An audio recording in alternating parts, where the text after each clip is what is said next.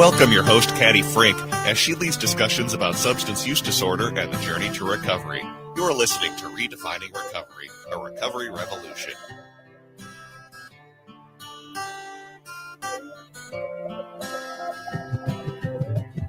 Gotta just have that little jam come in there just to kind of get the mood going. Loving that music. Thank you, Aaron, for picking that way back in the day. Hi, my name is Caddy Frink. I am your host to, what are we doing? Minnesota Recovery Connections, Redefining Recovery, a recovery revolution.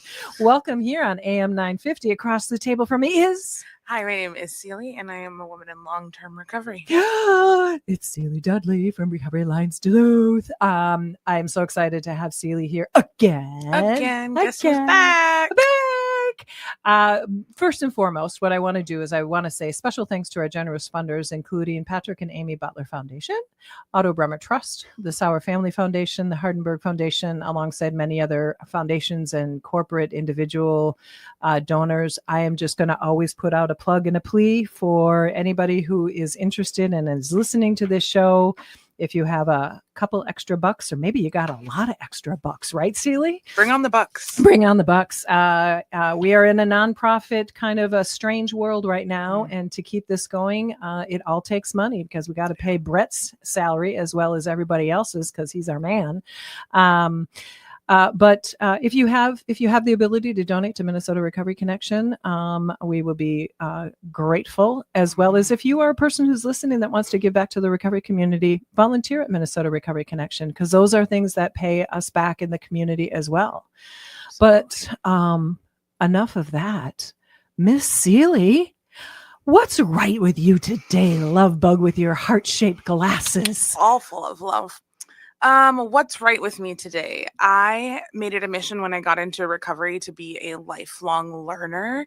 And I have done so much learning over the last, month now. And it feels really hard at times, but really great that I'm getting an opportunity to stretch and grow my brain, which helps me be a better person, sister, auntie, boss, all around human. Oh, I'm going to ask about that. Yes. Miss Caddy, what is right with you? What is right with me? Well, I'm across from you. Number one. That's the bestest. Friend. I know. It's so great.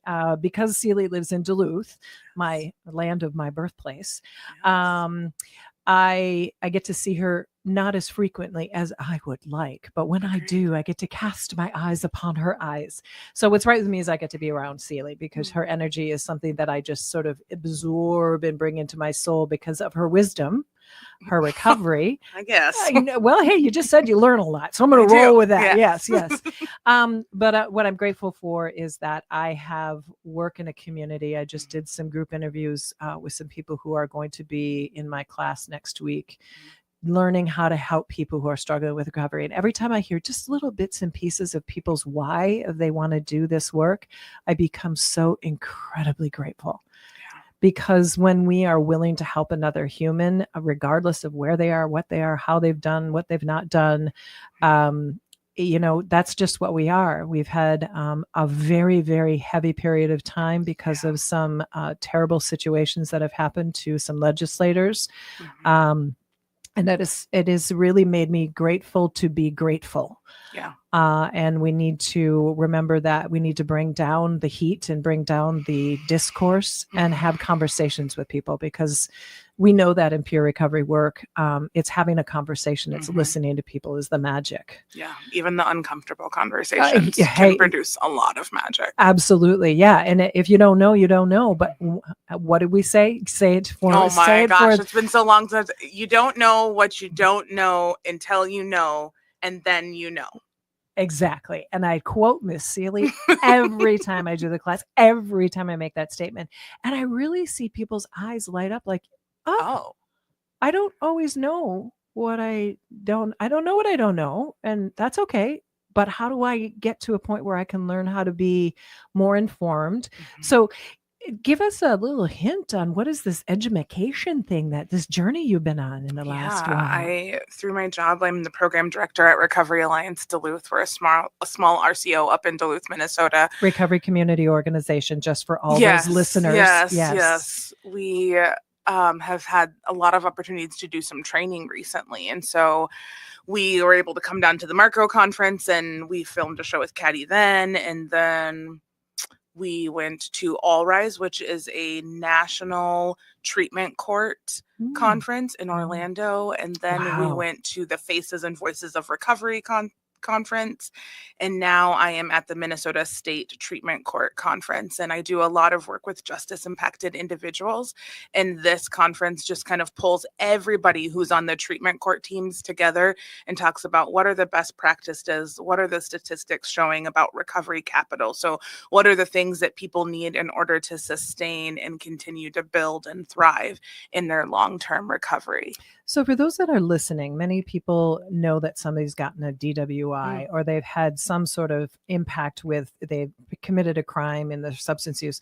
Can you just describe what treatment court is to people? Because they might have family members or friends that have done this or are doing this, or maybe they have a reluctance to do it. Why is it beneficial? What is it? Yeah, treatment court puts restorative into justice. So it's not about punishing somebody. It's about helping them find and figure out what their life can be like and find that recovery. So somebody has to be what we call high risk, high need. So they're a high risk of having another offense and they're a high need of services. And so there's all different treatment courts across the state of Minnesota. There are currently treatment courts in 76 counties, which blew my mind when they told us that yesterday. That's a lot. I was so excited to hear about that. And they were telling us about new courts that were opening up and coming. And so folks will come and be part of a treatment court. There's a variety of phases. And generally you're on for 18 months. Okay. And this is like instead of going to prison, or somebody's at that point in their journey. They're kind of like this is like the last step. If you can do this and you succeed on this, you're going to see a different outcome is what the hope is. And the beautiful part, they did an exercise yesterday where let's have all the judges stand up. Let's have all the prosecutors stand up. Let's have all the defense attorneys and caseworkers and probation officers and peers. And it was so beautiful to see all of these people coming from their own lenses and their own points of view. But really the end goal is helping people find recovery and live a thriving life. And I come at it from a peer perspective. So my heart's in it in a very different way than maybe a prosecutor is. But how amazing that all of these different people and all of their different roles are coming together to help people find and thrive in recovery. Well, and kind of beat the odds. Truly beat the odds, because many people fall back into comfortable, known behavior.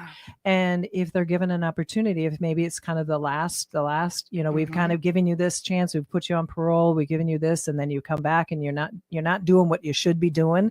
I hate saying that, but that's kind of what it is. We're gonna believe in you as long as you believe in you. Absolutely. And I think that's the essence of the work that we do. We want to help the individual that struggles with their substance use disorder, their recovery, staying in recovery, and then having that justice impact. They all layer into one another. So beautifully. And so to have people say, we want to give you this chance. Can you give yourself this chance? And we get to all support them in a different way. And it's just it's one of my favorite pieces of what I get to do at my job and get to train our team to do. How many people at RAD are working within this? Right now, 3 of us, but I'm in the process of probably pulling 2 more peers. But like we sit on 6 of the 9 courts in the 6th Judicial District. And by the end of next year, we'll be on all of them. And quickly tell me, how many people are you working with at that point? So if we were to combine everybody on every treatment court in St. Louis County, there'd be roughly 200 people. Wow, that's 200 people that are getting impacted by recovery and support, and a system that says we do want you to do better versus give you consequences, negative consequences, put you in jail or put you in prison or something. Oh boy. See, every time I talk to Cellie, I learn something, because I just learned a lot right there. So we're going to take a quick break. We're going to come back and we're going to continue on with Cellie Dudley and talk about her recovery. Thank you for listening to Redefining Recovery, a recovery revolution here at AM 950. We are here from Minnesota Recovery Connection. Thank you for listening. See you in a few.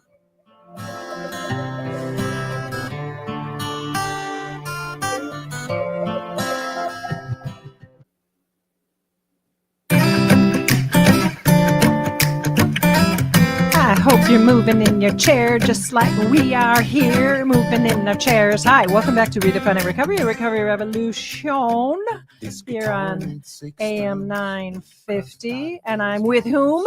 Cellie. From where? Duluth. What organization? Just kidding. I know which one. Recovery Alliance Duluth. So if you haven't picked up, Cellie and I have gained a friendship, gained a relationship over the years. We don't always get to see one another all the time. We don't always get to connect. But when we connect, it's just, she's got heart-shaped glasses on, y'all, right now. And I'm just loving the heart shape because the love is in the room. Yes, always. So while we were in the midst of a little break, Cellie was saying that the justice involved the drug courts that her organization and ours works on, but we work on it kind of in a different way, but not the drug court directly. So we do and we don't.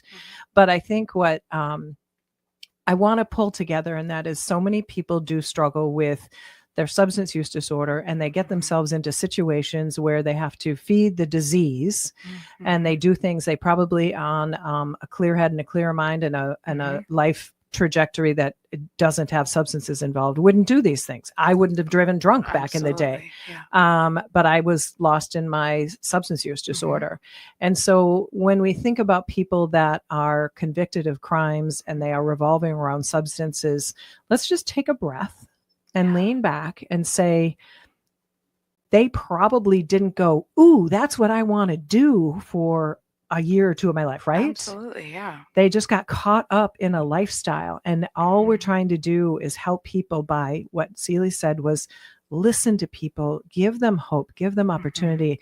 Tell the listening audience what you said just as we were sort of coming back from break about the different areas that you help the justice system know that help the people who need the help. If I can, that was confusing. Treatment court has these things called best practice standards. And so it's all about what are the best practices in treatment court that impact the individuals that we serve. And this year, there's been a lot of pushing about the importance of having a peer on the team and importance of peer advocacy. And this morning, our opening session was by Vanessa, and she's part of the All Rise team, which is the national team who trains treatment courts.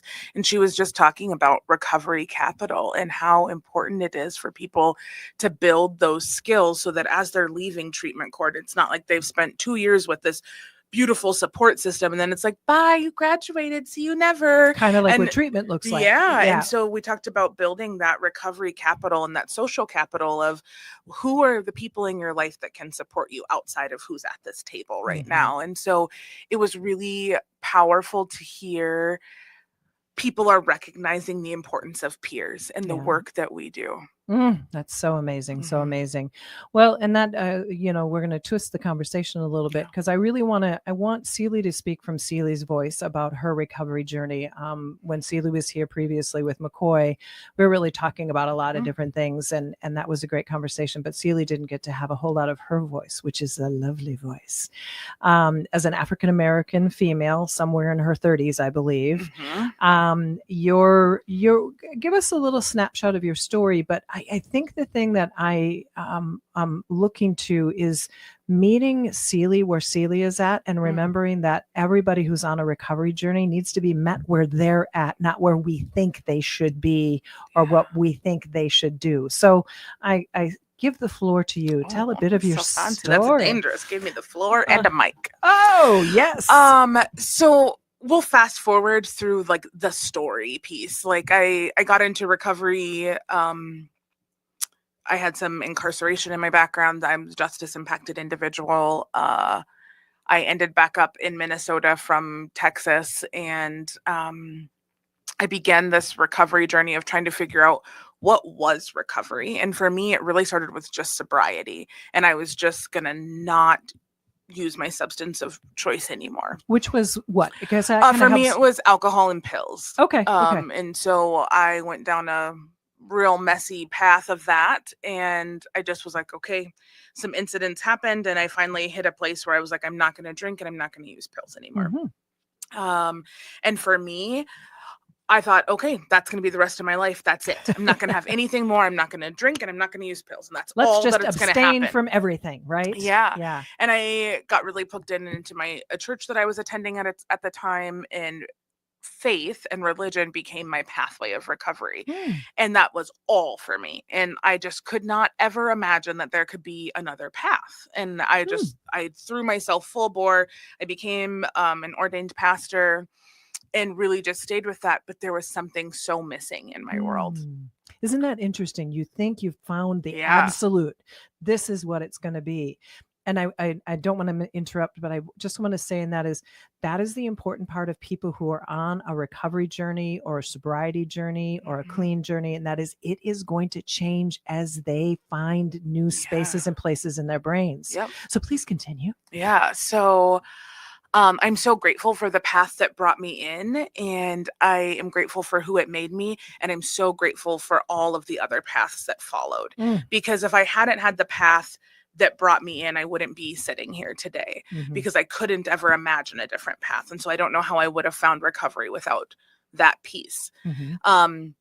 Fast forward, we shared last time a little bit about how Caddy and I met was through, I got voluntold to, that's a word, people. It's called volunteer plus told. Yes. And I was not really volunteered so much as told. And I began this beautiful teaching journey that I love more than anything. And I started to realize I didn't want sobriety. I wanted recovery. And because I was sober, but I still wasn't an amazing human. I was not very kind. I can't really imagine that. People who knew me then would.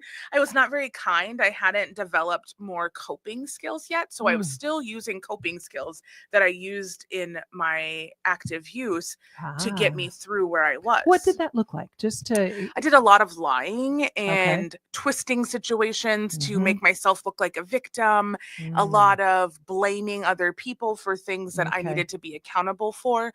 But I was stone cold sober. Yeah. But that was the truth. That's how I knew to get what I wanted. I just recently wrote a paper about it for school. Wow. Yeah. It's those behaviors that we have from that previous life that will carry through, even though you're not using drugs, you're not using pills, you're not using booze, you're not using that. We've lived in that space for a long time. And that was how we survived. And so those things, as you said, you all of a sudden had some maturity come in. Wait a minute, that's not working very well. That's not anymore. who I want to be. That's not a reflection of the growth that's happened. Yeah. I tell my team all the time, we don't use the word manipulative or manipulation. People are resourceful. Oh, for sure. People are doing what they have to do to get what they think they need. And whether that is what they need or not isn't up to us to decide.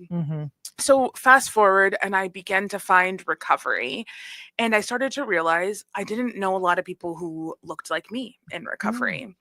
Duluth is a small community that has some diversity in it, but there's pockets is what I call. And there's pockets of diversity within different populations. So I feel like for me, I went to an elementary school and middle school where my siblings and I were the only people of color in the school. Wow.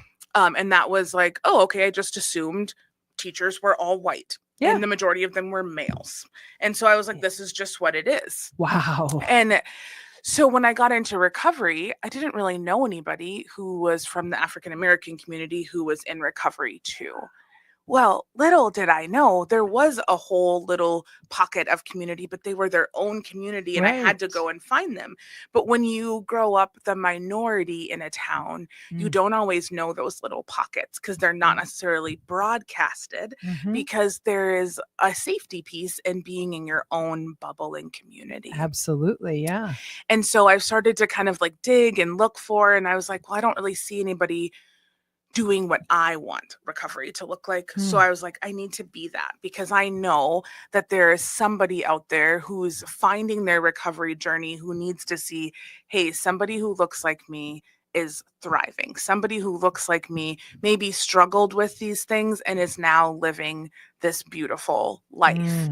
And so there were so many times where I just wanted to be like, I'm just going to shrink back into my little shell and not say anything anymore. But then I realized my voice needed to be out there so that little me, early in recovery me, had somebody to look up to. Oh, Cellie, my heart just exploded even more for you. I mean, that's just beautiful because Yeah. it's so easy to shrink in Yeah. and just not be who you want to be because you're safe. You're safe in that little Absolutely. space, that little bubble. Like if I go out, then I might entertain It's risk again or scary. something. Yeah. Yeah. Oh, please Or somebody's continue. going to judge me, or they're not going to Ugh. understand who I am. Judgment. Yikes. And so I was on Caddy's class a couple of weeks ago, and I shared that I was 36, 37 when I met my first African-American doctor. Ugh. And I think for me, it really brought forward the conversation of representation. Like, people in the recovery world need to see you. I'm talking to you, people who are in recovery, curious about recovery, thriving in recovery. Live your recovery authentically and out loud, because you never know who's thinking about getting into recovery, who thinks there's nobody who looks like me or is like me or believes like me who is in recovery. Mhm. And it's very lonely when you think and feel that, when you think and Yeah. feel, I don't fit here, I Mhm. don't belong here. And so I would encourage you, like, you get to be a piece of that for somebody else's story. And I think so often in the beginning of my recovery was very selfish and for me and all about what I needed in the moment. And I think Yeah. there's an element of that that needs to carry forward for sure, because you got to take care of yourself and do what you need to do to feed your brain and your body and your soul and all of that good stuff. But as I've grown in my recovery, and I'm going to be 12 years in recovery in about a month. Whoop, whoop. I know, so So excited. exciting. Never thought I'd be alive to even say that. Mhm.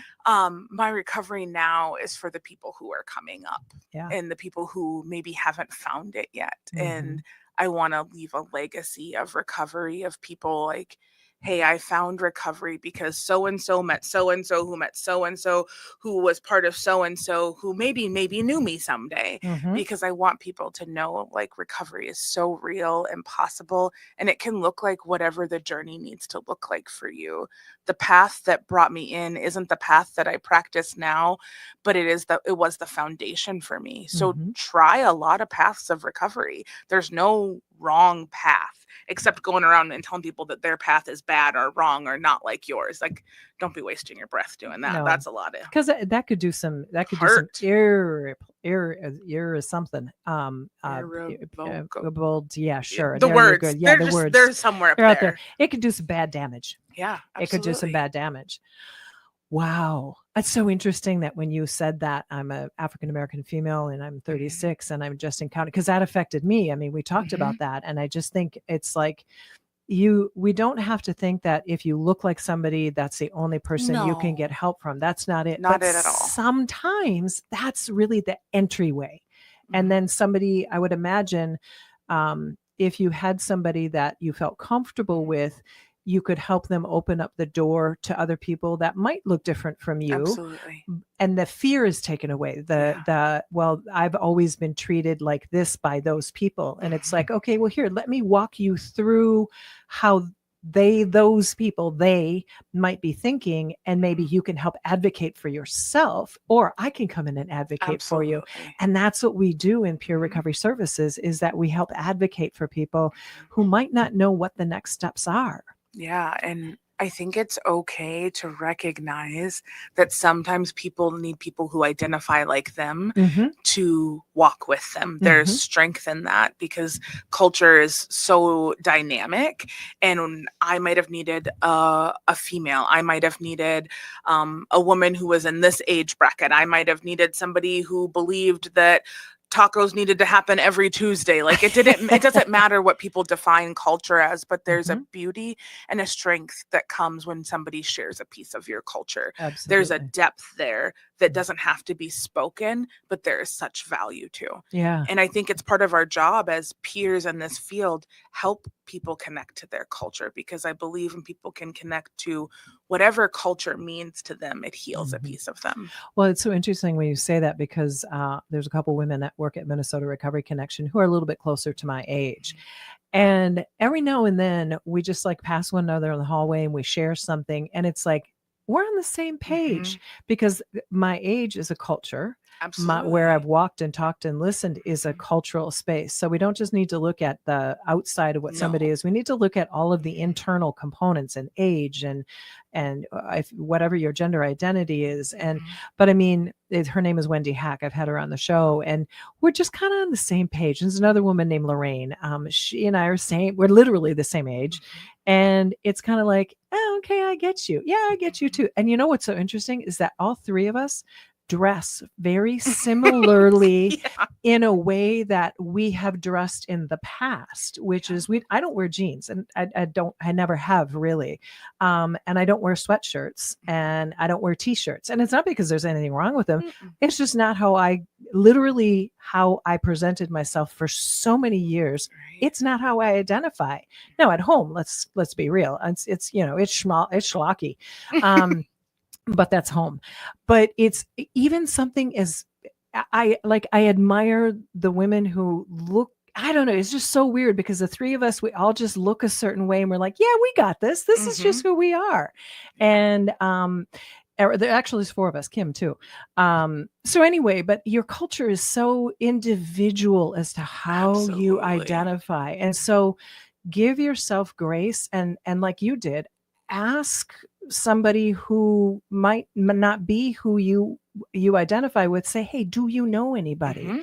And I think about one of the components you talked about is we've got the substance use disorder and we've got medical services, but there's that psychological help that needs to be taken care of. Yes. Mental health and substance use disorder are intertwined. You should have seen we both did exactly the same thing at the same time. We just intertwined our fingers because they are so, and you don't know which ones cause the other one caused the something, but that's another component. So if somebody has a real hard time thinking about, like, if you say, do you have any mental health or any issues that you've been depressed or anxiety or this or that? I'm fine. I don't need anything. It's like, hey, I'm not suggesting you have a problem. Just want you to know that could be something that is part of this whole substance use disorder thing that we're experiencing. So, so interesting. So, you also said that you're in college too, right? Yeah. Tell me a little bit about that, because this is another journey that we get to explore when we find our recovery, right? Yeah. So I, right out of high school, I went to college, and, substance use really just kicked in hardcore then. And I ended up getting expelled from college. And Oopsies, as one would say. Sorry. I know I've said it a million times, but I'm sorry if you happen to be listening for all the chaos I caused back then. The chaos. Yeah. I thought it was over for me. I was like, I'm never going to learn again. I'm never going to be able to get to go to school. And I have a couple of women that just speak a lot of encouragement and life into my life. And they're like, go back to school. You can do it. And I was like, no, I can't do it. They're like, no, but you can do it. And I was like, oh, okay, I'm going to try. And I'm in my third semester now. Wow. And I went back really for me. I think in the past, like when I had originally gone, I was going to be a third grade teacher. I've had that plan since the beginning of my life, I feel like. And now I went back because I want to be able to speak on a higher level about substance use. And so I'm going back to school for a degree in community psychology and public health promotion, because substance use is a public health crisis. And I want to be able to speak about it from a perspective with some education behind it. I have the lived experience piece. I got that down pat. We got that. I got that. I get an A++ in the lived experience. But I want to have the other piece too, because I'd like to be able to impact change on a policy level, impact change on a state level, impact change on a larger community level. Because it's so important that there's voices with lived experience there. We got to present to the county commissioners last year when they declared a national a city recovery day. Oh, beautiful. And we got to speak, and I said, one day somebody on my team is going to be sitting up there as county commissioner. And they're like, yeah, actually, yeah. And I was like, you're right. Yeah. What am I thinking? I was half joking, but really we belong in all of the same places. We can be doctors, we can be lawyers, we can be teachers, we can be county commissioners. And so my encouragement to you is to keep going. It's okay if you've gotten kicked out of school or you've started school 10 times and you haven't made it. You'll make it. Yeah. Just keep going. Yep. And the fear with that is instilled in us for all of the behavior that we did in the past really can be a huge Barrier. overcomer. Yeah.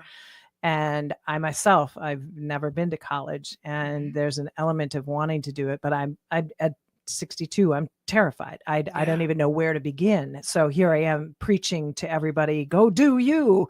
And it's like, could I do that? I never even Heck started. yes, you could. And it's just if like, you want to. if you don't, that's okay too. Yeah, no, and it's just like one of those things that's haunted me since I was literally since I was 18. I never had the opportunity.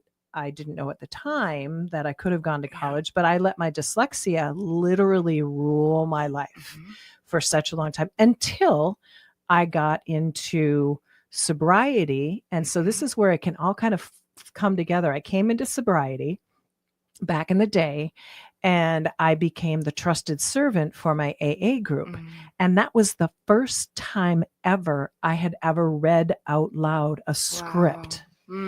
And let me tell you, I took that bad boy home. I practiced it for a week before the next Wednesday, I think it was, we did our meetings, and I read it out loud, and I bungled it up a couple of times, but then I did it for literally another year. And let me tell you, this recovery thing is not just about not using chemicals. It's about becoming who you didn't know you were. And I almost said a really bad word there. Who would have thought that I now teach a class in front of people, right? Yeah. Right? And read on a regular basis, flub it up on a regular basis, but I'm not now ashamed of that. I call it out and I say, hey, I'm not comfortable with this, but I'm still going to do it. By Friday at the end of a class, I can't even read my own name. So somebody else is going to read it. But it's like those things, they lie deep within our soul, and they can literally hold us back. And then we can make these little steps. And that was like in my third or fourth year of being part of the AA program. And then, I stepped away from that a few years ago. And now I'm on a journey of recovery. And that's what we talk about. This thing is not just going to treatment, getting out, and all is well with the world. It is lifelong. Absolutely. Yeah. And we hear people that, say, I'm just going to stop and I'll be fine. It's like, oh, that's great, but there's still some work that needs to be done. And there's so much more. And there's so much more than just not drinking or using drugs. And I think that's the voice that you come from. It's all the voices that I try to bring in here. I need to do a better job of bringing in some normies who are trying to understand the people that have struggled with, had a little bit of a discourse, I will say, with my partner about me having assumptions about him understanding what it's like to be a person with addiction. And he's like, you assume I know a lot, but I don't. And I'm like, point taken. I'll step it back. You're right. I think because you've known me for 20 years, you understand exactly who I am, but how could you? Right. So for all the people who are listening and you're trying to understand your person that you love or you care for, your spouse, your child, your whomever, we are complicated beings, just like you are, but we got that added little extra zing of addiction, and it changes how we act and react, process everything. I mean, it is an interrupter, but it doesn't mean that we have to stay that way. We can get back. I mean, look at Cellie as an example of doing all these amazing things. Just like. We could talk for hours, but we don't have hours.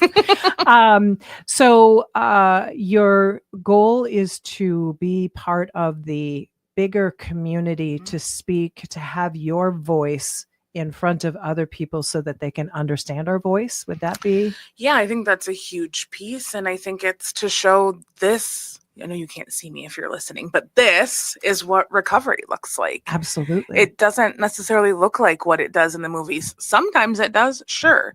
But it also looks like the people that you bump into at the grocery store or your favorite coffee shop or the person who's your waitress at the restaurant, or it could be the person who checks you in at your doctor's appointment.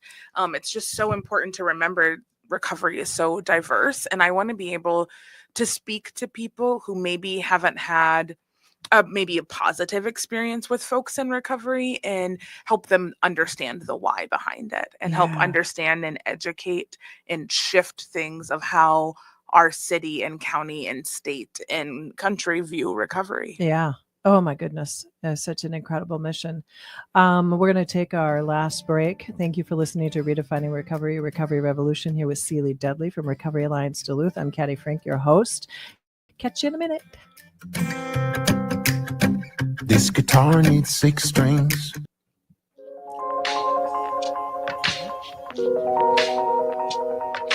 Woo.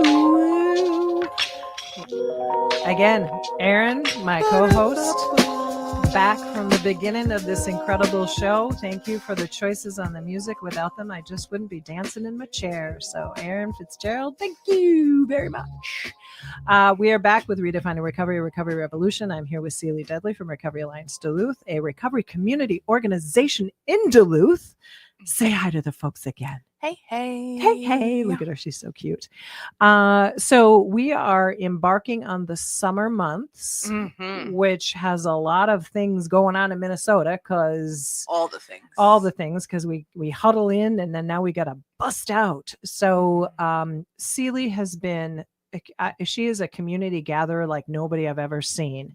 And so why don't you let folks know just maybe some of the things that are going on up in Duluth, because I think the important part is that people who are living in maybe Minneapolis or southern Minnesota or northern Minnesota, they're going to go to Duluth. And guess what? They still all in those other places are working on their recovery. Maybe what's something that's happening in Duluth when people like, I just don't want to go out to the restaurant because there's a big bar next to it. What could they do? Yeah. So we host anywhere from 2 to 5, 100% free, always family friendly, everybody welcome. Whether you're in recovery, curious about recovery, or love somebody in recovery, come hang out at our events. We do everything from mini golfing to a night at the movies to we're going to host a water balloon fight this summer. I know. Seriously. It's going to be so awesome. But September is like our month to shine, just like it is for Minnesota Recovery Connection and many RCOs across the state. We are hosting our annual Walk for Recovery on September 20th. And all of the info is on our Facebook page, which is Recovery Alliance Duluth.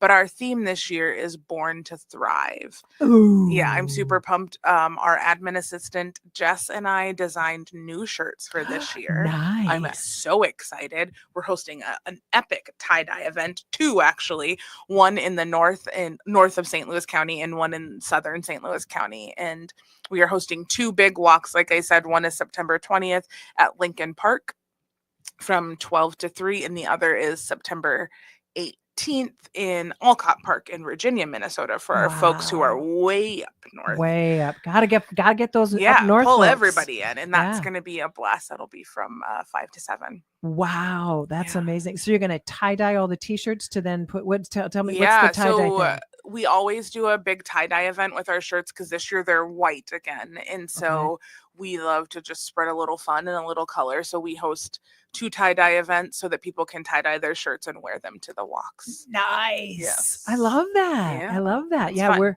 we're in the process of designing our Walk for Recovery, because we do our Walk for Recovery in September as well. It's September 13th. If you all want to know, from 10 to 3 at the state capitol. Food trucks, entertainment, about 100 vendors generally. If you want to donate any money to the Walk for Recovery, we are glad to take that as well. But anyway, so I mean, Cellie has always been a very big community person from the early days in her recovery, working for faithful organizations, as well as bringing that all that experience in to the recovery community. And so I just want everybody to know that sometimes people who are living a life in sobriety or recovery or clean, whatever their journey might look like, they need spaces and places to go to where they can feel like, I can take a breath here. I don't have to pretend to be somebody else. And so for the events that Recovery Alliance Duluth puts on, and having these recovery community organizations around the state of Minnesota, which are all available. You could just go to any of the websites of Minnesota Recovery Connection or RAD. But just remember, the people who are on their journey in recovery, we need to have that space where we can be who we are. Absolutely. With our, our peeps. with our peeps, with our kind, because we can understand. And that's why, both Cellie and I are just absolutely, we're devoted to this peer recovery services work, because when we can talk to somebody, when somebody has somebody to talk to that gets it, it just brings down the angst a little bit. Absolutely. I was doing a group interview with some people, and I was talking to them about, sometimes the people around us who love us the very most just tell us what to do. And that doesn't always work. I know. But if you listen to them and maybe find out what's going on and maybe why they might be in the activity that they are, it is just, you might learn something. And might learn something about yourself, right? Absolutely. So you are, your family is from Duluth all the time, right? For the most part. For the most part. Okay. I was just kind of curious about that. I was looking, I'm like, how did you land in Duluth? But that's where your peeps are from. That was where grandma was from, right? Okay. Well, that's where she ended up as an adult. As an adult. Okay. Because one of the things that Cellie and I share, and this is sort of a personal moment between she and I, but a lot of people out there have lost significant people. And Cellie lost her dear, sweet grandmother relatively recently. I lost mine a little time ago. But these are the people, and I think I can speak somewhat for you, and please say if I'm not, that loved us unconditionally.